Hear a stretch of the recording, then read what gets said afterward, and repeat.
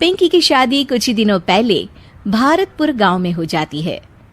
एक दिन वो रसोई में काम करते करते गाना गुनगुना रही होती है। तभी उसकी सास आती है। बिजली गिराने मैं हूँ आई, कहते हैं मुझको हवा हवाई, हवा हवाई, वी वी वी वी वी।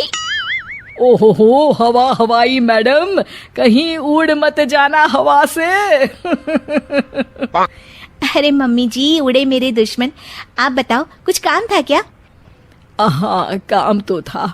हमारे पड़ोस वाले गांव में उषा रहती है ना, उसने कुछ सामान बोला था मुझे लेकर जाने को।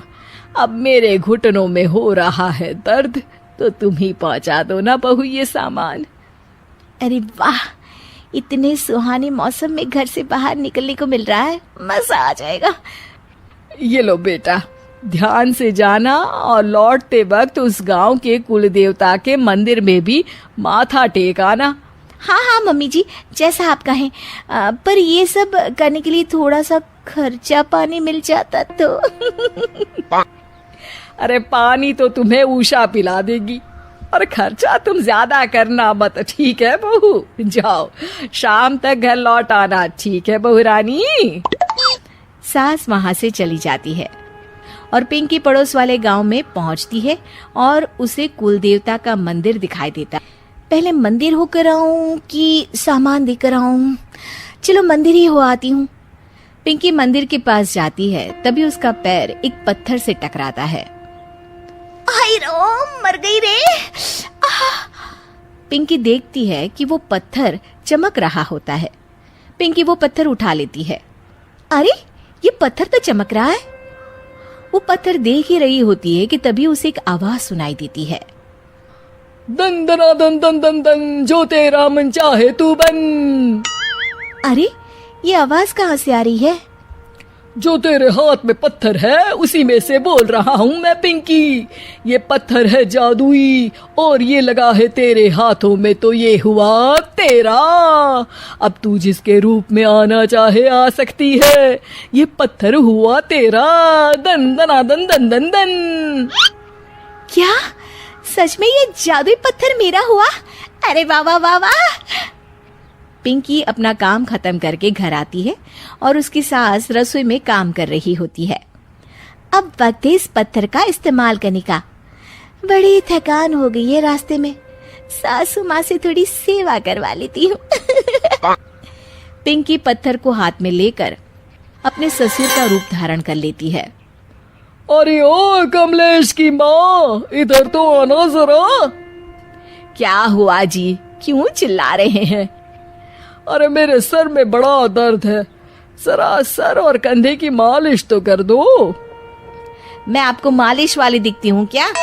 जाइए किसी नाई के पास जाइए और कराइए मालिश। जी भर के कराइएगा।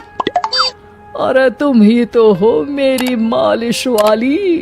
तुम्हारे कोमल कोमल हाथों से जब ये खूबसूरत उंगली में बालों में मालिश होती है, आहा, सर दर्द हो या कैसा भी दर्द भाग जाता है। आप भी ना, आपने पहले तो कभी मुझसे ऐसे बातें नहीं की। आइए बैठिए, कर देती हूँ मालिश। पिंकी की सास पिंकी की मालिश कर रही होती है और पिंकी को बड़ा ही आनंद आ रहा होता है। इसे कहते हैं स्वर्ग की जिंदगी। सासू माँ के हाथ किसी हथौड़े से कम नहीं है, पर फिर भी फ्री की मालिश तो मिल रही है ना। वाजी वाजी वाह। कुछ देर बाद पिंकी अपने कमरे में आ जाती है और पिंकी के असली ससुर घर आते हैं। पिंकी की सास अपनी तारीफों से बाहर ही नहीं निकली होती है। सुनिए जी, आज ना आपकी बातों ने तो मन ही मोह लिया मेरा। बातें? कौन सी बातें? अरे वही कि मेरे इतने मुलायम हाथ और इतनी खूबसूरत उंगलियां हैं। ससुर जी को तो कुछ भी समझ में नहीं आता और पिंकी वहां आकर चुपके चुपके उनकी बातें सुनकर आनंद ले रही होती है। अरे मैंने ये सब कब कहा? आज तो मैं जल्दी काम पर चला गया था।